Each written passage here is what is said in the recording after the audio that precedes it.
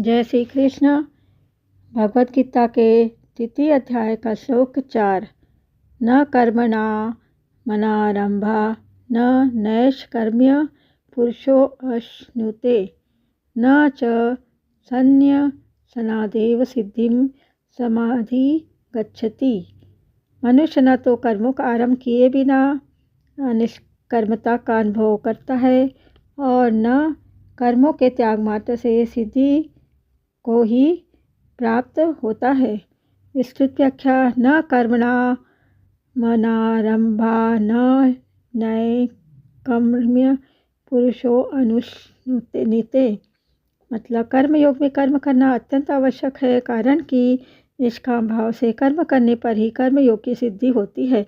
यह सिद्धि मनुष्य को कर्म किए बिना नहीं मिल सकती। मनुष्य के अंतःकरण में कर्म करने का जो वेग विद्यमान रहता है, उसे शांत करने के लिए कामना का त्याग करके कर्तव्य कर्म करना आवश्यक है। कामना रखकर कर्म करने पर यह वेग मिटता नहीं, प्रत्युत बढ़ता है। नैष्कर्म्यम अश्नुते पदों का आशय है कि कर्म योग का आचरण करने वाला मनुष्य कर्मों को करते हुए ही निष्कर्मता को प्राप्त होता है। जिस स्थिति में मनुष्य के कर्म अकर्म हो जाते हैं, अर्थात बंधन कारक नहीं होते, उस स्थिति को निष्कर्मता कहते हैं। कामना से रहित होकर किए गए कर्मों में फल देने की शक्ति का उसी प्रकार सर्वथा भाव हो जाता है, जिस प्रकार बीज को भुनने या उबालने पर उसमें पुनः अंकुर देने की शक्ति सर्वथा नष्ट हो जाती है। अतः निष्काम मनुष्य के कर्मों में पुनः जन्म मरण के चक्र को घुमाने की शक्ति नहीं रहती। मतलब जन्म मरण के चक्र में फिर से घूमने की शक्ति उसमें नहीं रहती। कामना का त्याग तभी हो सकता है जब सभी कर्म दूसरों की सेवा के लिए किए जाए, अपने लिए नहीं। कारण कि कर्म मात्र का संबंध संसार से है और अपना संबंध परमात्मा से है। अपने साथ कर्म का संबंध है ही नहीं। इसलिए जब तक अपने लिए कर्म करेंगे तब तक कामना का त्याग नहीं होगा, और जब तक कामना का त्याग नहीं होगा तब तक निष्कर्मता की प्राप्ति नहीं होगी। न च सनन्य सनादेव सिद्धिं समधि गच्छति।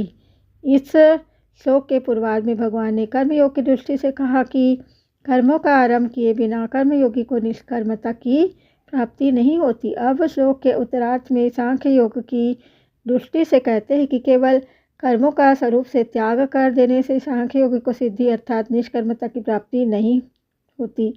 सिद्धि की प्राप्ति के लिए उसे कर्तापन यानी कि अहंता का त्याग करना आवश्यक है। अतः सांख्य योगी के लिए कर्मों का स्वरूप से त्याग करना मुख्य नहीं है, प्रत्युत अहंता का त्याग ही मुख्य है।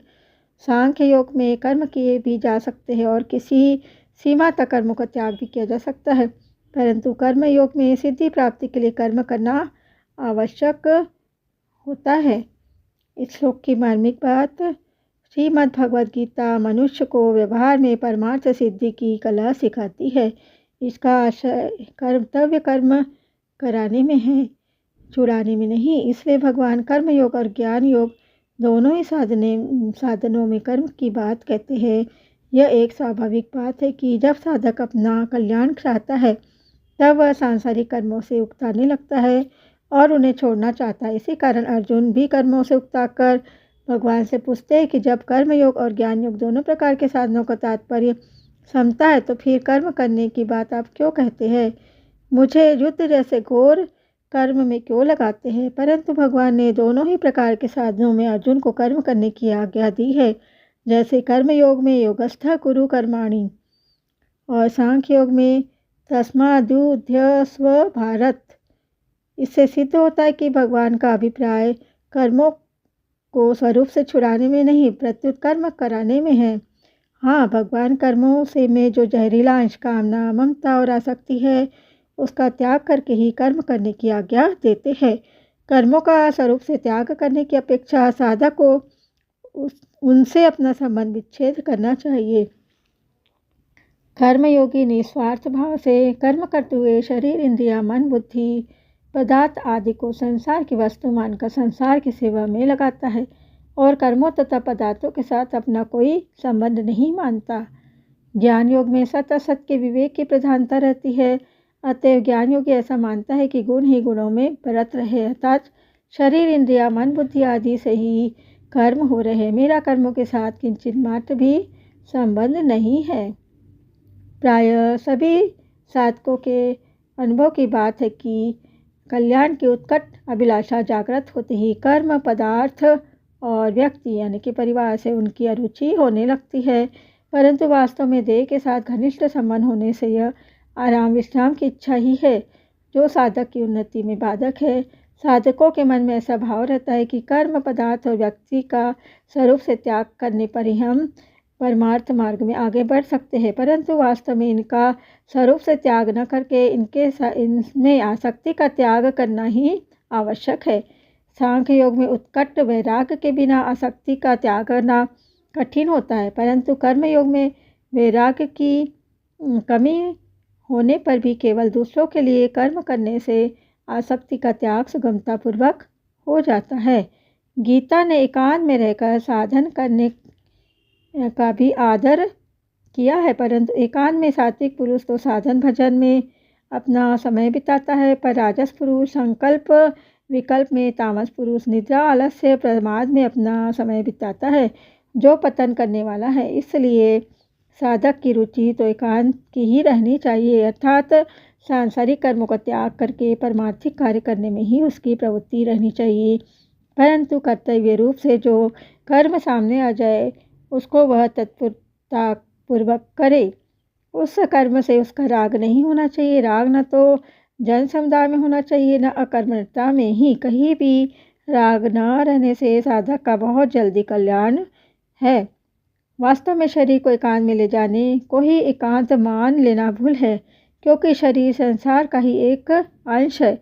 अतः शरीर से संबंध विच्छेद होना अर्थात उसमें अहंता ममता न रहना ही वास्तविक एकांत है। अब इस श्लोक 4 है ना, इसका परिशिष्ट भाव है कि जो अपना है, अपने में है और अभी है, उस तत्व की प्राप्ति कुछ करने से नहीं होती, क्योंकि उसकी प्राप्ति कभी होती ही नहीं। हम कुछ करेंगे तब प्राप्ति होगी, यह भाव देहाभिमान को पुष्ट करने वाला है। प्रत्येक क्रिया का आरंभ और अंत होता है, अतः क्रिया करने से उसकी प्राप्ति होगी जो विद्यमान नहीं है, परंतु प्रकृति के साथ संबंध होने के कारण प्रत्येक प्राणी में क्रिया का वेग रहता है जो उसको क्रिया रहित नहीं होने देता। क्रिया का वेग शांत करने के लिए यह आवश्यक है कि जो नहीं करना चाहिए उसको ना करे और जो करना चाहिए उसको निर्मम तथा निष्काम होकर करे, अर्थात अपने लिए कुछ न करे, प्रत्युत केवल दूसरों के हित के लिए ही करे। अपने लिए करने से क्रिया का वेग कभी समाप्त नहीं होता, क्योंकि अपना स्वरूप नित्य है और कर्म अनित्य है। अतः निष्काम भाव से दूसरों के हित के लिए कर्म करने से क्रिया का वेग शांत होकर प्रकृति से संबंध विच्छेद हो जाएगा और सब देश काल आदि में विद्यमान परमात्मा तत्व प्रकट हो जाएगा, उसका अनुभव हो जाएगा। जय श्री कृष्ण। राधे राधे।